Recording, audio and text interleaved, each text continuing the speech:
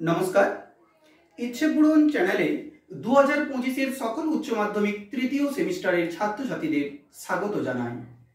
তোমাদের প্রায় 1.5 থেকে 2 মাস ক্লাস হয়ে গেছে।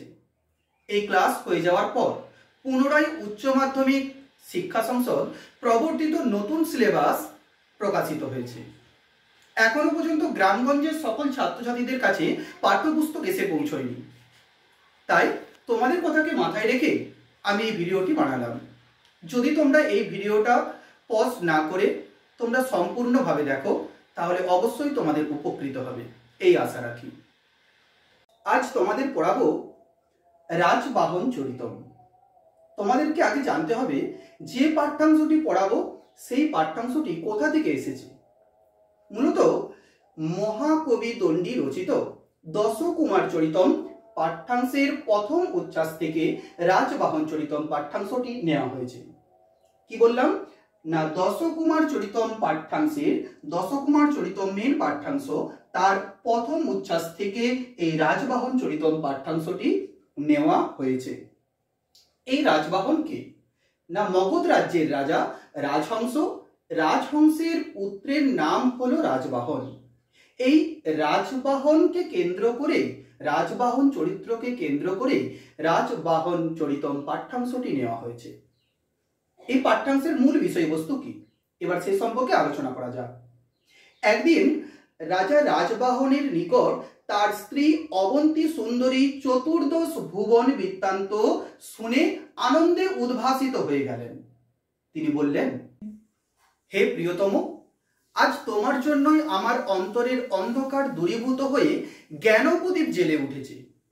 এখন আপনি উপদেশ প্রদান করুন, কোন উপকারের মাধ্যমে আমি আপনার এই প্রত্যুত উপকার সাধন করব। এই সকল কথা বলতে বলতে তিনি রাজহংসের বুকে মাথা রেখে নিদ্রাচ্ছন্ন হয়ে পড়েন। নিদ্রিত দম্পতি অবন্তী সুন্দরী ও রাজবাহন দুজন মিলে স্বপ্ন দেখেন যে রাজা বৃদ্ধ রাজবাহনের পদযুগলে পদ্ম মৃণালের দ্বারা আবদ্ধ হয়ে গেছে। এরকম এক দুঃস্বপ্ন দেখা মাত্রই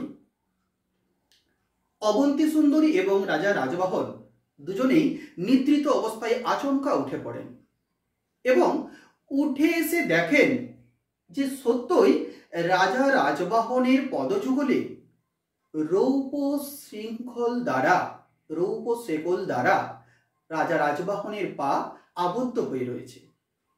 পদ্ম মৃণাল ভ্রম হলেও রৌপ রজ্জু দ্বারা বা রৌপ শেকল দ্বারা রাজা রাজবাহনের পদযুগল আবদ্ধ হয়ে রয়েছে।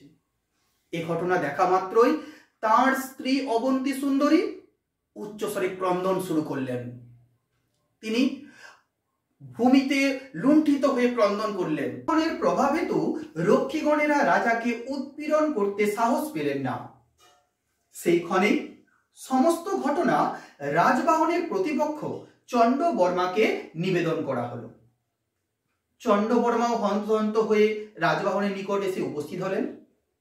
এবার চণ্ডবর্মা এই স্থানে উপস্থিত হওয়ার পরে রাজা রাজবাহনকে দেখা মাত্রই তিনি অত্যন্ত ক্রোধান্বিত হয়ে গেলেন। এর কারণ কি? এর কারণ হলো চণ্ডবর্মার যে অনুজ অর্থাৎ ছোট ভাই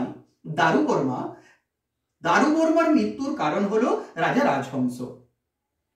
তাই তাকে দেখা মাত্রই তিনি অত্যন্ত ক্রোধান্বিত হয়ে যান। তিনি বলেন, অবন্তী সুন্দরী কিভাবে এই ব্রাহ্মণাধম রাজা রাজবাহনের প্রতি আসক্ত হয়ে গেল। অবন্তী সুন্দরী দেখুক কিভাবে তার স্বামী রাজা রাজবাহনকে মৃত্যুদণ্ড দেওয়া হয়। চন্দ্রবর্মা সাথে সাথে কৃষ্ণ বর্ণ লৌহ দণ্ড তুল্য বাহু দ্বারা রাজা রাজবাহনকে আকর্ষণ করতে লাগলেন। রাজা রাজবাহন ধীর শান্ত প্রকৃতির মানুষ। তিনি সর্বদা শান্ত হয়ে থাকেন। তিনি বুঝতে পারলেন দৈবাগতের কারণেই আজ এই পরিণতি হয়েছে। তাই এই সময় অত্যন্তভাবে ক্রোধান্বিত হয়ে যাওয়া বা হঠকারিতার মাধ্যমে কোনো সিদ্ধান্ত নেওয়া মূর্খের কাজ হবে। তাই তিনি তার পত্নী অবন্তী সুন্দরীর উদ্দেশ্যে বলেন, হে হংসগামিনী, তুমি পূর্বজন্মের হংস বৃত্তান্তের কথা স্মরণ করো। আমার জন্য 2 মাস কাল অপেক্ষা করো, আমি অবশ্যই তোমার কাছে ফিরে আসব। মূর্ছা যাচ্ছেন তার স্ত্রী অবন্তী সুন্দরী। তিনি প্রাণ পরিত্যাগে উদ্যত, কিন্তু স্বামীর এই কথা শোনা মাত্রই তিনি নিজেকে আশ্বস্ত করেন। তিনি মনের মধ্যে আশা রাখেন যে অবশ্যই তার স্বামী ফিরে আসবে। এই হলো তোমাদের পাঠ্যাংশের মূল বিষয়বস্তু, রাজবাহন চরিতম। কিন্তু তোমাদেরকে একটা কথা জানতে হবে যে হঠাৎ রাজা রাজবাহন কেন বলল যে 2 মাস পর ফিরে আসবে? হে হংসগামিনী, তুমি স্মরণ করো পূর্বজন্মের কথা। পূর্বজন্মে রাজা রাজহংস ছিলেন রাজা শাম্ব, এবং এই যে অবন্তী সুন্দরীর কথা আমি এখানে বলছি, অবন্তী সুন্দরী ছিলেন যজ্ঞবতী। একদিন রাজা শাম্ব যজ্ঞবতীকে ভালোবেসে একটি রাজহংস নিয়ে এসে তাকে উপহার স্বরূপ প্রদান করেছিলেন। কিন্তু যে রাজহংস তাকে উপহার হিসেবে ওই যজ্ঞবতীকে দেওয়া হয়, সেই রাজহংস ছিলেন নিষ্ঠাচারী ব্রহ্মচারী। কি বললাম? নিষ্ঠা ব্রহ্মচারী ছিলেন ওই রাজহংস।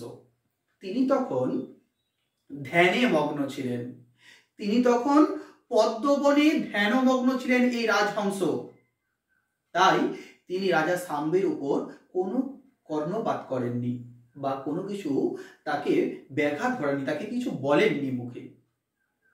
কিন্তু যখন উপহার প্রদান করে দিলেন, এই উপহার দেওয়া মাত্রই এই রাজহংস, তিনি ব্রহ্মচারী ছিলেন, এই রাজহংসই অভিশাপ দিয়েছিলেন। তিনি মৌন অবস্থায় তখন পদ্মবনে ধ্যানমগ্ন ছিলেন। এই রাজহংস রূপধারী ঋষির ধ্যান ভঙ্গ করায় তিনি তখন অভিশাপ প্রদান করেন যে রাজা রাজহংস, তোমাকে 2 মাস কাল যাবৎ তোমার পত্নী হইতে বিরহ থাকতে হবে, তোমার পত্নী হইতে পৃথক থাকতে হবে, এবং 2 মাস কাল যাবৎ তোমাকে শৃঙ্খলবদ্ধ থাকতে হবে।